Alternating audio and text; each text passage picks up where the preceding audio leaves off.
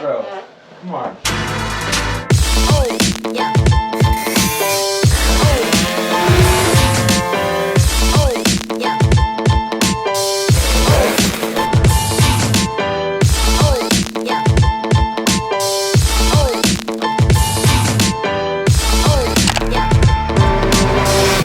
And he'll just be like he'll like look like he's looking at something, and then all of a sudden I'll hear like a, and then I look over and I'm like, oh my god. Oh, bro, it smells like Febreze. Like, not like the good Febreze. Like, you're welcome. Today, I'm gonna give you guys a rundown of a Honda DIO. This is AF28 compared to an AF16 Honda Elite. This is a 94 to 01. Oftentimes, guys get these two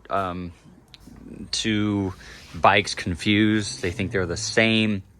People think, can I put these fairings, or I'm sorry, can I put DIO fairings on an Elite, and so forth. So this one's not stripped down to a frame, but I'm gonna show you guys a side-by-side comparison, and they are vastly different. They are 99% different between the two bikes. So first off, we're gonna start with the kind of the big things is the frame design, okay? It's a completely different frame in every way, shape, and form. So look at this frame. You got your seat mount down here, and then the frame comes up, crosses in the middle, and goes up and over the back. And obviously you've got your battery and whatnot back here, and this is where your seat latch is. That's where your oil tank would go. So take a look at this, see how this works, and we're gonna go over the other bike. As you can see, it's similar where the frame comes up. However, you've got a gas tank where their battery and everything was on the DIO. This entire back section is not the same at all in any way, shape, or form. Your battery is down here on the Elite.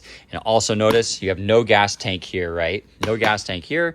Your gas tank's up top on the Honda Elite. And you can't swap all this stuff around. It's totally different. We're gonna go walk over the DIO now and show you guys the gas tank on the DIO. Gas tank on the DIO is in the floor. Cute little door here. That's your gas tank. So your gas tank is down the floor, just like a Ruckus, very similar to a Ruckus. As you can see, your panels are totally different. These are different. Panels are just 100% different. They kind of have the same, like the front end, the same shape. Aside from that, that's the only kind of similarity is, I guess, the overall shape is kind of similar. Your taillight's going to be different. Again, you can see the taillight is totally different on this bike. So the motors are going to be different, but they're going to be mostly the same. They're going to use all the same parts. Now, the AF16 is all that came in the US bike, the 94 to 01 Honda Elite, the SA50. These bikes got AF18s. This bike is actually AF16. I don't remember why. Swap some motors around. The AF18 is going to have not here, but the AF18 is going to have a port down here by your oil plug, because that port is designed to run a vacuum pump, because your gas obviously is down here. It goes through a vacuum pump up into the carburetor, much like the GY6 Ruckus guys use. The AF18 has a port that's going to give you that pulse, right, which you have a video on. It's not just vacuum, positive pressure, negative, positive, negative. It's going to work a diaphragm back and forth to draw fuel, since your tank is down here, up to the carburetor, because it's naturally things don't flow uphill. If you watch Bill Nye, the Science Guy, you would be aware of that. Now you guys know the AF18 is what came in these bikes. Now there was a small spline AF18, there was a large spline AF18. The small spline means that the spline on your crank, where your drive face is a smaller diameter. The drive face on a small spline is actually the same diameter as what comes in the, like if you had a 92 or 93 Elite. The motor that comes in those, which is not considered an AF16, it's an AF05. It comes with it's the same size. It's a smaller, I want to say it's a 10 millimeter spline where the drive face slides on, where these are 12s. I have seen AF18s, different gears. I've seen them with different axles as well. And again, bear with me, because I've seen a lot of different variations of AF18s, but mostly what we deal with here in the United States is the AF16s, because they're most common. So there may be some different variations, and it may not be 100% solid on kind of all the variations, because there was Canadian models. There were ones in Taiwan as well. Different countries had different things. I've seen some weird variations. I've seen some clone motors before as well, which aren't real Honda motors. I think what happens, this bike originally came with some weird clone mixed case which it was like a mixed match of different cases. It was kind of a mess. It came from the Philippines. The DO2, which is this AF28, and maybe some other bikes, came with a ZX pulley.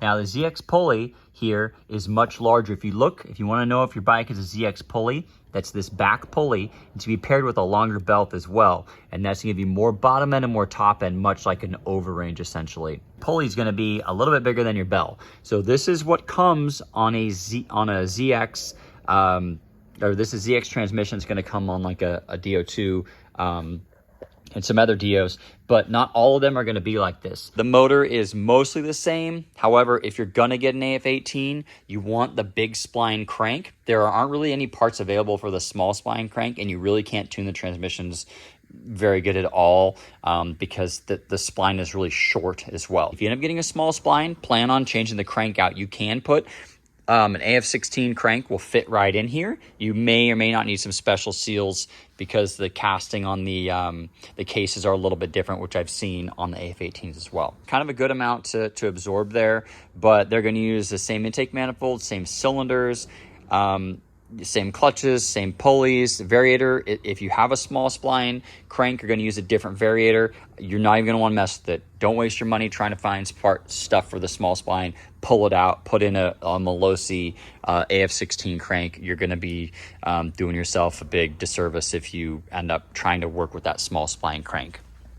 Exhaust pipes are going to be the same. The other major difference is this. If this was an AF18, it's going to have a different pickup and different flywheel. The charging portion of it, the coils are going to be the same. I guess you'd call the stator, not the rotating part, but the part that's bolted to the motor is going to be the same. The location of the pickup, one's going to be over here and one's going to be over here. You want to make sure if you're swapping parts that you're aware that the charging systems are different. Bro, Paul, you need some bigger jeans, dog. Skinny jeans. I don't know. I mean, I guess that's a thing now. What's wrong with them? They're comfortable. That's the thing. That's what kids are wearing these days. So, dude, why are you wearing skinny jeans? Because they're hip, and I want to stay young. Well, stay old, bro, because that looks terrible. Dress your age. I like them. I think they make me look sexy. I am getting a tremendous amount of enjoyment watching you parade around in those things, so I say keep them. Yeah? Yeah. It's like a Humpty Dumpty vibe going on with those. we talked about the difference in the frame. We talked about the difference in the motor, the fairings. S23 ignition kits will work on, they'll bolt onto this one and they'll bolt onto this one as well because they have two different slots in the key, the two different keyways in the flywheel. So you can make sure that it works on both these bikes. You cannot swap the fairings. The stems, meaning this part in here that connects to the wheels, you cannot swap the stems unless you want to cut, weld, modify. This headset, which everybody wants, it can be installed on this bike. If you have the ability to weld and cut with the bandsaw, you can make it happen. It does not bolt on. You cannot take this style, that style handlebar setup and put it on this bike. It cannot be done unless you want to fabricate, weld, whatever. Then if you can do all that stuff, you're good to go. All the DIOs are going to come with, not NCY forks, but they're going to come with forks that slide into the tree. So up here, you're going to have bolts where the fork slides into, and they're going to bolt in. Whether it be the drum DIO or the disc DIO, you're going to get that. The Honda Elite has a funky kind of cantilever spring style setup, and it's one piece, which means the forks come up here and they join together. It's just a big, like a U, like a metal U, and the stem goes up. So you can't change the forks out with this stock stem. Stem being the piece that connects the handlebars, goes through the frame into the forks. On the Elite, it's all one piece that goes up. NCY does make a stem. However, the last batch they made was designed wrong, so they scrapped them, literally threw them in the scrap bin, and they're making new ones. And we will have those shortly. Maybe by the time the video is out, we have them. If you don't see them on the website, it's because NCY does not have them out yet. If you want to disc brake this bike and you want to run wheels like something like this, you either need to, don't run a Ruckus stem, run the NCY stem if it's available. If it's not available and you want to make it happen, the best stem to use is a Honda Metropolitan stem, not a DIO stem, Not a ruckus stem. Ruckus stem is really wide. You want to use a metropolitan stem if you want to do that. Now, we're not going to go into detail on how to do that. You're going to have to cut, weld, do all that stuff. If you don't have a fabricator, you don't have a way to weld, a way to cut things, don't attempt the project. It's not really that difficult, but of course, you're going to need the stem. You're going to need forks. You're going to need an axle. You're going to need a wheel. You're going to need disc brake, all that good stuff. So the shocks are going to be the same. Wiring is going to be totally different. The front end is going to be different. The only thing that's really mostly similar is the motor. You have a glove box up here that's an open style one. Your gauges are different. Obviously, this is a disc brake up front, so you have your reservoir and everything. You guys can see on this bike, this is how your gauges look, and then you've got drum, different levers, different gauges, different blinkers, everything. That pretty much covers DIO versus the Honda Elite. We are going to do a video on this bike once it gets going, and a little bit of riding and whatnot. Both excellent bikes. Remember, most of these bikes you find for sale are not going to be titled because it came over either illegally in boxes. Now they are coming over legally from Taiwan, I believe is where they're coming from. Maybe Japan. I'm not even sure right now where they're getting them from. Be aware if you get one, they look a lot better in the pictures for sale than they actually are in person. They are roached, they're really rough. If you do buy one, I would advise finding one that has good OEM panels that are not wrecked, because these OEM panels are very hard to get, and aftermarket ones are pretty crappy. I'm gonna be honest with you. They're brittle, they scratch easy, they're not good, they don't fit great. Really try to find one that has good OEM panels, but be prepared. Most of the time, you're gonna have corrosion issues with the handlebars. Oftentimes the wiring is completely hacked. I mean, this bike, you can see somebody painted the frame here, and the wiring is kind of rough, and there was just like broken off bolts.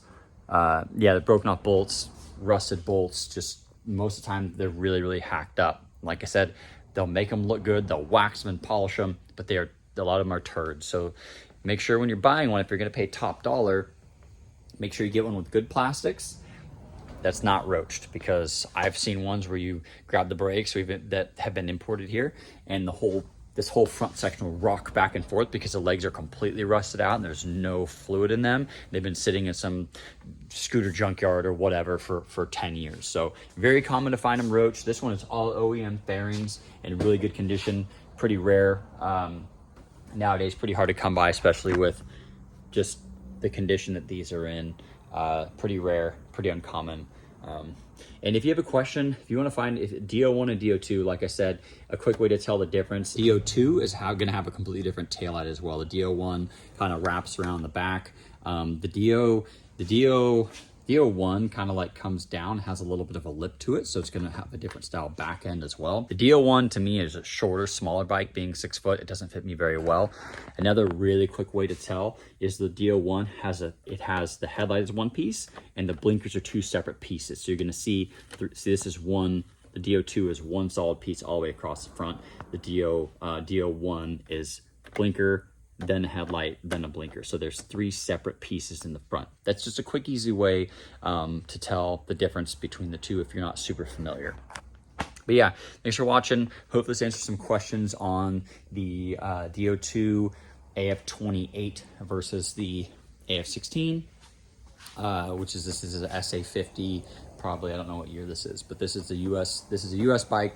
Bearings don't switch over, handlebars don't switch over, nothing switches over except for the motor itself and the rear wheel. Everything else is different. Seat, bearings, plastic frame, wiring, totally different. So we get asked a lot and figured this was time to make this video. So stay tuned. We'll do a little rip on this guy here, see how it runs, and ask away if you got any questions. Thanks for watching. Hey, did you ask Honda if they're okay with you wheeling their Navi? Hey, would you rather this or this? That's a tough call. I'd rather have this than that, honestly. You would too. All right.